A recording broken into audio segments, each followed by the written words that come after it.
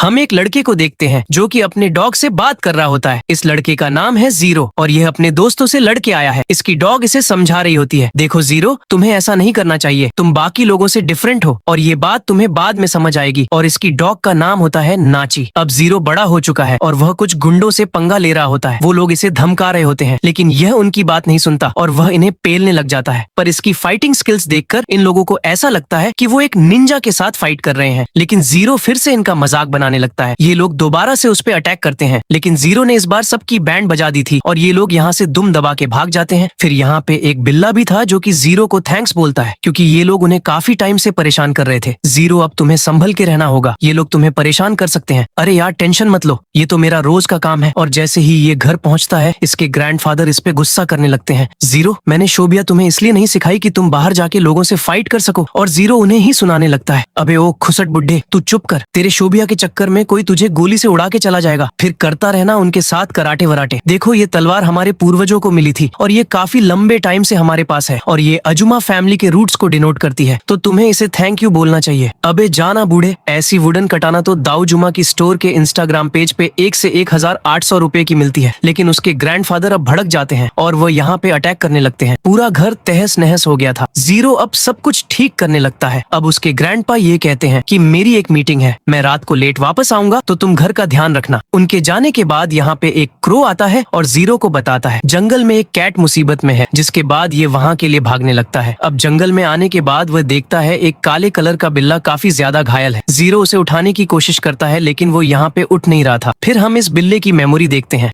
पहले भी किसी ने इसे उठाने की कोशिश की थी ताकि वो इनकी मदद कर सके, लेकिन इस बिल्ले ने ऐसा करने से मना कर दिया था। इसी वजह से इसके ऊपर यह हमला हुआ। अब जैसे ही ये बिल्ला अपनी आंखें खोलता है वह देखता है कि वह एक घर में है। अब जीरो भी उसके खाने के लिए कुछ लेकर आया होता है और वो इस बिल्ले से पूछता है, हे तुम्हारा नाम क्या है, तुम चुप क्यों हो? और वो बिल्ला कहता है, मऊ म्याऊ मियाँ मऊ। अबे तुझे क्या लेना देना है, मेरा नाम जान के तू क्या करेगा, तुझे कुछ भी समझ नहीं आने वाला। और जीरो कहता है, अबे ज्यादा बकवास मत कर, ज्यादा बोलेगा तो तुझे लात मार के बाहर फेंक दूंगा। अब बिल्ला भी ये सुनकर काफी ज्यादा शॉक हो गया था कि जीरो उसकी बात समझ सकता है। अब बिल्ले की फट चुकी थी और वह बेड के नीचे चला गया था। जीरो कहता है, अबे यार बाहर आजा, मैं कौन सा तुझे खाने वाला हूँ। बिल्ला ये महसूस करता है कि उसके अंदर से कोई भी नेगेटिव एनर्जी नहीं आ रही है, यानी कि ये एक ह्यूमन है, लेकिन फिर भी वो बाहर आने के लिए तैयार नहीं था। और फिर जीरो उसके लिए बिल्लियों वाला खाना ले आया था और ये कैट चुपचाप बाहर आ गई थी। यार तुम तो सही में काफी ज्यादा कमाल के हो। पर जीरो कहता है, चुपचाप खाना खा ले, ज्यादा लड़कियों वाली हरकतें करने की जरूरत नहीं है। अरे भाई मैं लड़की नहीं बल्कि मैं एक मर्द हूँ। अच्छा तो तू एक मर्द है और मैं तुझे लेडीज लग रहा हूँ है। अब ये बिल्ला बताता है, इसका नाम है राघु और ये एक इमोर्टल बीइंग है और हमें मोनोनोकी कहा जाता है और हमारे बहुत सारे नाम हैं। लोग बस इतना जानते हैं कि हम एक्सिस्ट करते हैं, कभी हम एनिमल की फॉर्म में होते हैं तो कभी ह्यूमन की फॉर्म में। इस वजह से लोग हमें नहीं पहचान पाते। अच्छा तो ऐसी बात है,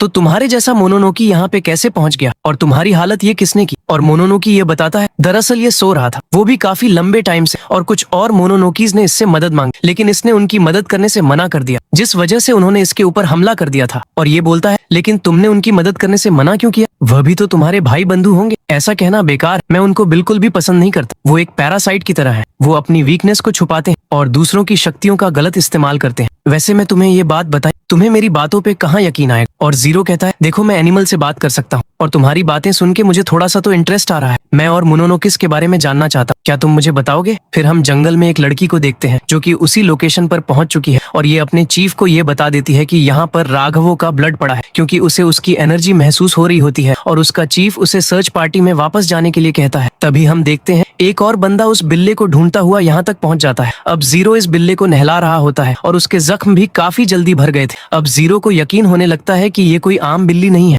राघु कहता है, क्या तुम्हें मेरी बातों पर यकीन नहीं है? जीरो कहता है, हाँ यकीन तो है, लेकिन 50% बातों पे मुझे तो ऐसा लग रहा था कि कोई पागल बिल्ला मरने से पहले मजाक कर रहा है। अब इस बिल्ले को ऐसे नहलाते हुए जीरो को अपने डॉग की याद आने लगती है। राघव उससे बोलता है, तुम अपने डॉग के बारे में कुछ बताओ। और वह बताता है कि नाची उसकी पुरानी डॉग थी और जब भी वह बचपन में बुली होकर आया करता था तो नाची उसे समझाया करती थी। वो कहती थी कि जब वह उसे नहलाएगा तो वह भी उसकी हेल्प करेगी उसका सारा गुस्सा उतारने में। और वह मुझे काफी ज्यादा लकी माना करती थी क्योंकि मेरे पास दूसरों से बात करने का टैलेंट है, यानी कि एनिमल से, जिससे मैं उनकी हेल्प कर सकता हूँ। अब रात में जीरो सो गया था। राघव उसे बाएं बोलकर यहाँ से निकल जाता है। भले ही ये ठीक हो चुका है लेकिन इसकी पूरी पावर अभी वापस वापस नहीं आई है। अब जैसे ही ये जा रहा होता है, जीरो उठ गया था, पर ये बिल्ला काफी ज्यादा शॉक हो जाता है। अबे ओए, रात में कहाँ जा रहा है? तुम्हारा इस बात से कोई भी लेना देना नहीं है। ये क्या बकवास कर रहे हो? मैंने तुम्हारी जान बचाई है। मैंने तुमसे नहीं कहा था कि तुम मेरी जान बचाओ, पर वैसे भी तुम्हें मेरे मसले में नहीं पड़ना चाहिए। और जीरो कहता है, मुझे नहीं पता कि तुम्हारी स्टोरी क्या है, लेकिन मेरे सामने ऐसी बकवास मत करना, और हाँ, मरने की बात तो बिल्कुल मत करना। और राघव उस पर गुस्सा करने लगता है। तुम्हें नहीं पता कि शराब क्या होता है। तुम एक ह्यूमन हो और मैं एक मूनो की। तुम्हें पता होगा कि मैं ह्यूमंस को खाता हूँ। अगर तुम ऐसे ही बकवास करते रहे तो मैं तुम्हें भी खा जाऊंगा।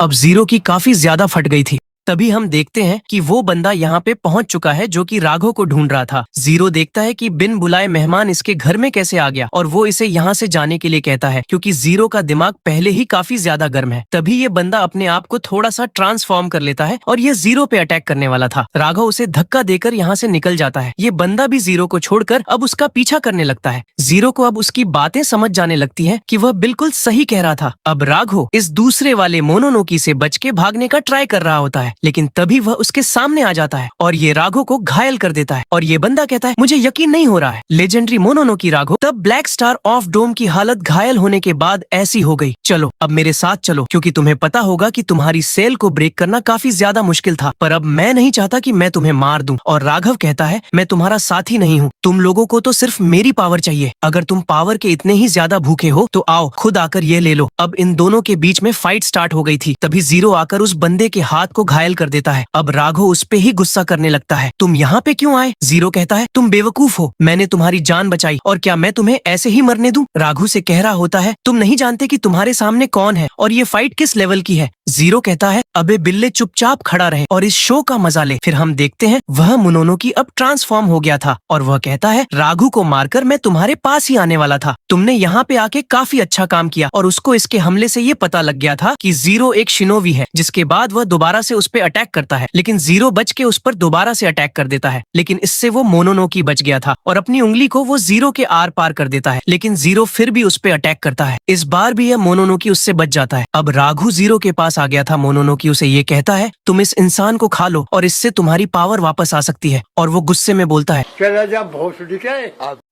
तुम अपनी बकवास बंद करो, वरना मैं तुम्हें अभी यहीं पे मार डालूंगा। अब राघव शेरों के पास आकर कहता है, तुम एक बहुत बड़े बेवकूफ हो। मैंने तुम्हें अपने आप से दूर इसलिए रहने के लिए कहा था कि तुम भी खतरे में पड़ सकते थे, और देखो तुम्हारा क्या हाल हुआ। मैं तुम्हें खाकर अपनी पावर वापस ला सकता हूँ, लेकिन मैं ऐसा नहीं करूंगा। मैं इस डीमन की बात नहीं मानूंगा। मैं तुम्हारा बदला उतारना चाहता हूँ। तो चलो चलो, खड़े हो और मुझे खाओ। इससे तुम दोबारा से ठीक हो जाओगे। फिर हम देखते हैं यहाँ पर ब्लैक एनर्जी फ्लो करने लगती है। वो लड़की ये सारा कुछ देख लेती है और ये चीज वह अपने चीफ को इन्फॉर्म कर देती है, और वह अपनी टीम लेकर यहाँ की तरफ बढ़ रहा होता है। और वह मोनोनोकी ये कह रहा होता है, राघव, ये तुमने ठीक नहीं किया। तुमने मुझे धोखा दिया, वो भी इस इंसान के लिए। तभी हम देखते हैं जीरो जिंदा हो चुका है और उसे समझ नहीं आ रहा था कि यहाँ पे चल क्या रहा है। राघव कहता है, तुम अभी चुप रहो, पर वो शॉक हो जाता है कि राघव उससे बात कर रहा है। और वो मोनोनोकी ये कहता है, तुम दोनों फ्यूज हो चुके हो और अब तुम्हें मारना काफी ज्यादा आसान हो चुका है। राघव जीरो को ये बता रहा होता है, हमें इसे मानना होगा और मैं तुम्हें बताऊंगा हमें ये कैसे करना है। अब जैसे ही ये मोनोनोकी उनकी तरफ बढ़ता है, जीरो रॉक की पावर यूज करके उसकी एक जोरदार पंच मारता है, जिससे ये मोनोनोकी एक ही बारी में यहाँ पे मर जाता है। अब जीरो को समझ नहीं आ रहा था कि उसके साथ हुआ क्या है। तभी हम देखते हैं वो लड़की इसे पकड़ लेती है और बिल्कुल भी खेलने से मना कर रही होती है। इसका चीफ भी यहाँ पर पहुंच जाता है और वो कहता है, हम उनो की नहीं है,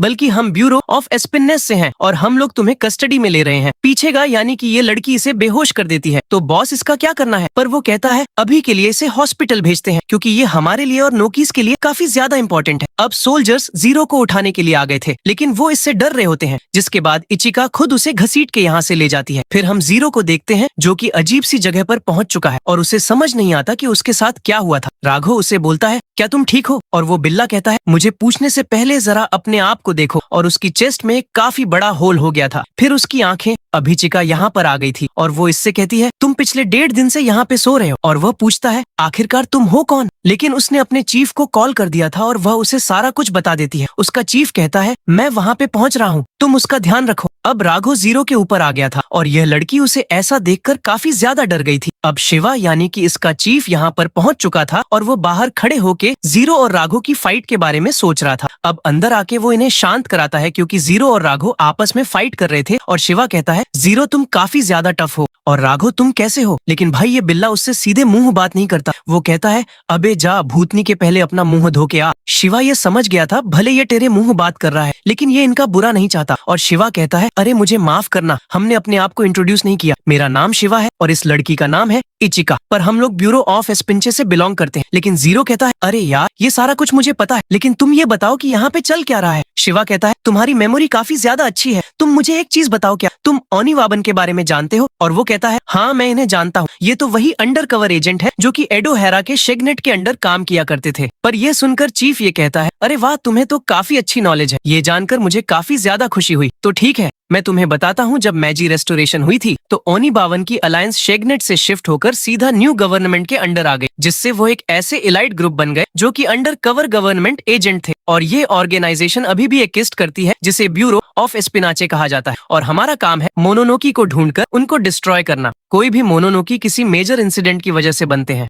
और रिसेंटली हमने इंसानों जैसे दिखने वाले मोनोनोकी का भी खात्मा किया है और हमारी जो कंपनी भी है वो इसी पे बेस्ड है। और कुछ टाइम पहले मोनोनोकी के एक ग्रुप ने हमारी फैसिलिटी में अटैक कर दिया था और उस फैसिलिटी में जो मोनोनोकी सील था वो राघव था जो कि अब तुम्हारे अंदर है। पर अब वो जीरो से पूछता है कि तुम इस चीज में फंसे कैसे। जीरो ने उन्हें सारा कुछ बता दिया था लेकिन ये लड़की उसे ही सुनाने लगती है कि उसे ऐसे किसी के भी बीच में टांग नहीं अड़ानी चाहिए थी और जीरो भी उसे सुनाने लगता है अरे तुम्हें नहीं पता कि वहाँ पे क्या सिचुएशन थी तो अपना मुंह बंद रखो। अब शिवा को भी समझ नहीं आ रहा था कि वो अपनी रिपोर्ट में क्या लिखेगा क्योंकि यहाँ पे गड़बड़ ही गड़बड़ है और वो कहता है मुद्दे की बात तो ये है कि तुम और राघव आपस में फ्यूज हो गए हो और जब तक हम कुछ नहीं करेंगे तब तक तुम ऐसे ही रहोगे। और सही बताऊं तो हमें ये भी नहीं पता कि तुम्हें अलग कैसे करना है और क्योंकि उन मोनोनोकीस ने तुम पर हमला किया था तो हम तुम्हें भी प्रोटेक्शन में ले रहे हैं। अरे नहीं तुम ऐसा नहीं कर सकते, माफ करना हमें ये करना ही होगा। और वो कहता है कि हमारे जो रूल्स हैं वो बिल्कुल अलग हैं और कल को तुम्हें दूसरी फैसिलिटी में शिफ्ट कर दिया जाएगा तो यहाँ से भागने की बिल्कुल भी सोचना मत क्योंकि बाहर 2 अलग लेवल के गार्ड हैं जो कि तुम्हें आसानी से ढेर कर सकते हैं। अब जीरो इनसे कुछ सवाल करने का तो ट्राई कर रहा होता है लेकिन ये लोग इसे इग्नोर करके यहाँ से निकल गए थे और अब जीरो ये सोच रहा होता है कि उसके बिना उसके ग्रैंडपा का क्या होगा। और राघु कहता है जो हो चुका उसे भूल जाओ, उस बंदे ने तुम्हारी प्रोटेक्शन का वादा किया है लेकिन इसने और इसके साथी ने मुझे सेल किया था तो तुम्हें क्या लगता है क्या ये तुम्हें प्यार से ट्रीट करेंगे।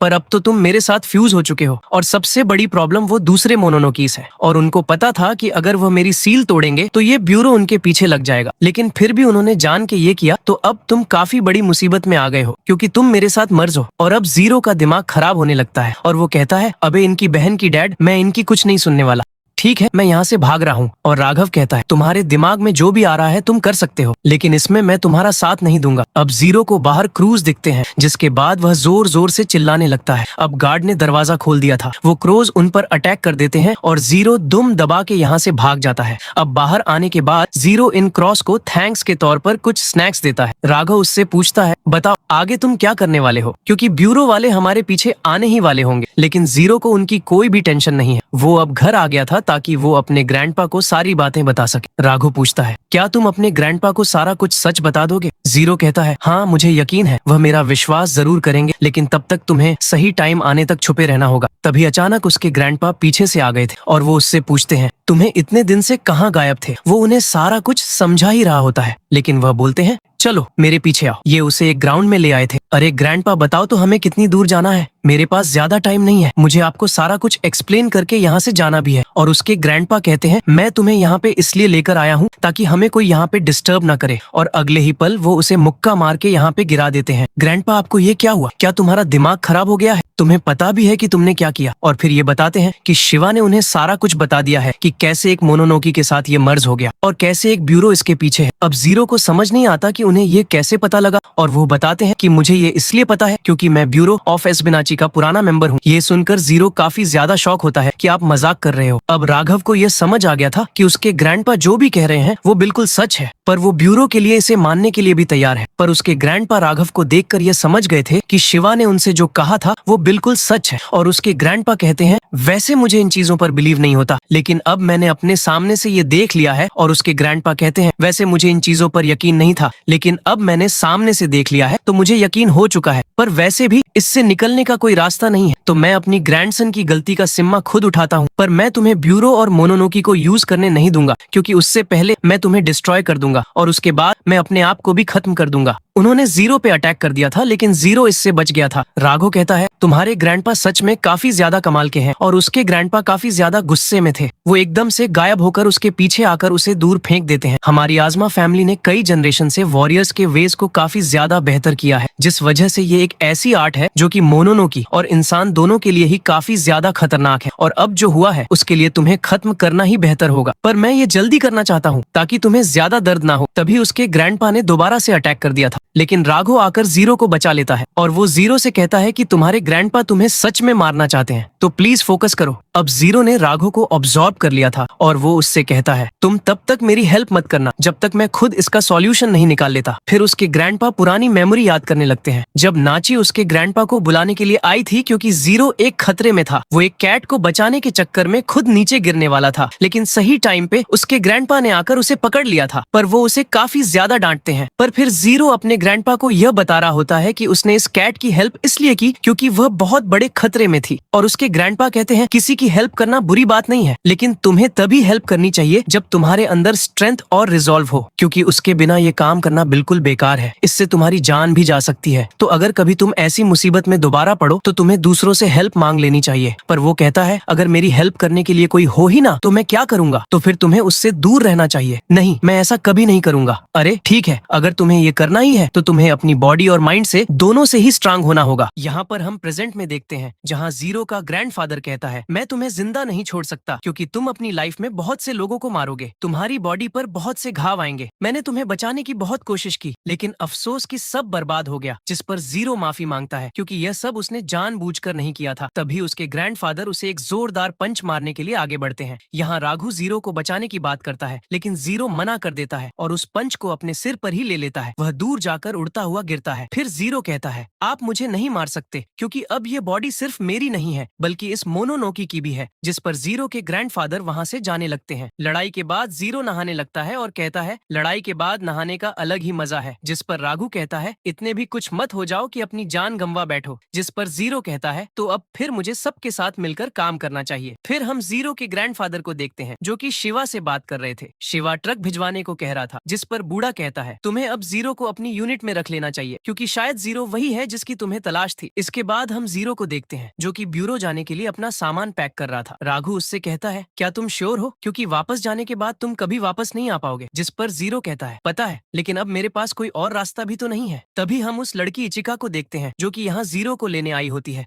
वह जीरो से कहती है, अब तुम्हारा हो गया हो तो पीछे ट्रक है, उसमें बैठ जाओ। जीरो फिर अपने ग्रैंडफादर को बाएं करके ट्रक में बैठ जाता है। जिसके बाद हम देखते हैं कि इचिका ने जीरो को हथकड़ियां लगा दी थी। जिस पर जीरो कहता है, अबे ये क्या है? जिस पर इचिका कहती है, देख नहीं रहा कि तुम यहाँ कैदी हो? तुम्हें खुला थोड़ी ना छोड़ूंगी। तुम हाफ मोनोनोकी हो, जो कि यूजुअली हमारे टारगेट पर रहते हैं, तो मेरा काम तुम्हें सेफली यूनिट तक पहुंचाना है। जिस पर जीरो कहता है, मुझे इससे कुछ लेना देना नहीं है। जिस पर इचिका ट्रक पर पंच मारती है, जिसे देखकर जीरो भी हैरान रह जाता है। तभी वहाँ पर राघु आ जाता है और कहता है, ये कन्या हमें प्रोटेक्ट करेगी? जिस पर इचिका कहती है, ओए बिल्ला, अपना मुंह बंद रख। जिस पर राघु कहता है, इस लड़की में दम तो है। तभी सड़क पर कोहरा छाने लगता है। यहाँ पर ड्राइवर्स को कुछ समझ नहीं आ रहा होता। तभी एक मोनोनोकी आकर एक ड्राइवर का सिर काट देता है, जिससे ट्रक में अचानक ब्रेक्स लगते हैं और इचिका को कुछ अजीब महसूस होता है। वह बाहर आकर देखती है तो सामने उसके साथियों के कटे फटे टुकड़े पड़े हुए थे, जिसे देखकर आयाका उस मोनोनोकी को गंदी गंदी गालियां देने लगती है और लड़ने के लिए अपना बैटल सूट पहन लेती है। तभी मोनोनोकी भी अपनी असली फॉर्म में आ जाता है। पार्ट 12। अब वह इचिका पर अटैक करके उसे दूसरे मोनोनोकी की तरफ फेंक देता है, लेकिन इचिका दूसरे मोनोनोकी के अटैक से बच जाती है और उसे घायल कर देती है। यहाँ पर वह सोच रही होती है कि एक मोनोनोकी की स्किन हार्ड है और दूसरे की सॉफ्ट, मुझे सॉफ्ट वाले पर ज्यादा फोकस करना चाहिए। तभी एक मोनोनोकी आकर उसे ट्रक के साथ दे मारता है। तभी अंदर जीरो को भी कुछ खतरा महसूस हो जाता है। वह राघु से पूछता है, बाहर क्या हो रहा है? जिस पर राघु कहता है, बाहर मोनोनोकीज हैं। जिस पर जीरो डर जाता है। राघु उसे बताता है कि जब तुम अश्कियां लड़ा रहे थे तो हम स्पेक्ट्रम एरिया में एंटर हो गए थे, जो कि ऑफिशियली मोनोनोकी रियल्म कहा जाता है। जिस पर जीरो कहता है, अबे सीधा सीधा बताना कि हमारे लग गए हैं। जीरो कहता है, अच्छा तुम जल्दी से मेरी हथकड़ियां खोलो, किस बात का वेट कर रहे हो? जिस पर राघु कहता है, मैं इसे नहीं खोल सकता, क्योंकि ये स्पेशल टाइप ऑफ स्टफ से बनी है, जो कि मोनोनोकी के मैजिक को रोकती है। ये सुनने के बाद जीरो बाहर जाने लगता है ताकि उस उस लड़की की मदद कर सके। जिस पर राघु कहता है तुम्हें बाहर नहीं जाना चाहिए, तुम्हें याद है ना कि हम ह्यूमंस और मोनोनोकीज दोनों के लिए सेम है। जिस पर जीरो कहता है आखिर इस बात से क्या फर्क पड़ता है, वो लड़की बाहर मेरे लिए लड़ रही है, मुझे ही उसे बचाना होगा। तभी वह मोटा वाला मोनोनोकी ट्रक पर अटैक कर देता है और ट्रक को 2 हिस्सों में काट देता है, जिससे जीरो बाहर गिर जाता है। यहाँ पर राघु उसे चिढ़ाते हुए कहता है एक ये साहब बचाने हैं हमें। फिर वो मॉन्स्टर जीरो से कहता है तुम हो वो ह्यूमन जिसे मोनोनोकी राघु ने पॉजेस किया है, तुम्हारे पास 2 चॉइस हैं, या तो सरेंडर कर दो या तो मैं तुम्हें खा जाऊंगा। फिर जीरो इचिका से अपनी हथकड़ियां खोलने को कहता है, जिस पर इचिका राजी नहीं थी क्योंकि उसे जीरो पर ट्रस्ट नहीं था। तभी वह बड़ा वाला मॉन्स्टर इन दोनों पर अटैक कर देता है, जिससे वो दोनों बच जाते हैं। यहाँ पर जीरो इचिका से चिल्लाकर कहता है अरे मेरी हथकड़ियां खोलो, नहीं तो हम दोनों यहाँ मारे जाएंगे। फिर हमें इचिका का पास्ट दिखाया जाता है, जहाँ पर उसकी मॉम को एक मोनोनोकी ने मार डाला था। यहाँ पर उसका डैड सोचता है कि उसके क्लैन के सोर्सरर एक लड़की नहीं बन सकती, जिस पर इचिका कहती है कि वह अपने क्लैन के लिए पावरफुल बनकर रहेगी। यहाँ पर जीरो इचिका को आवाज देकर होश में लाता है और कहता है तुमने कहा था कि तुम मुझे यहाँ से सेफ लेकर जाओगी, अब मोनोनोकी के लिए अपनी नफरत खत्म करो और मेरे हाथ खोलो। यहाँ इचिका को भी उसकी बात समझ आ गई थी और वह हथकड़ियां तोड़ देती है, जिसके बाद जीरो राघु के साथ फ्यूज होकर मोनोनोकी पर एक पावरफुल अटैक करता है और उसे मार डालता है। तभी दूसरा मोनोनोकी यहाँ पर शॉक हो जाता है और इचिका भी उसे टुकड़ों टुकड़ों में काट देती है। उसके बाद हम जीरो को गिरा हुआ देखते हैं, जिसे राघु कहता है बन लिया हीरो, और इचिका कहती है मैं तुम्हें कोई थैंक्स वैंक्स नहीं कहने वाली और मेरा नाम इचिका है। जिस पर जीरो भी कहता है ठीक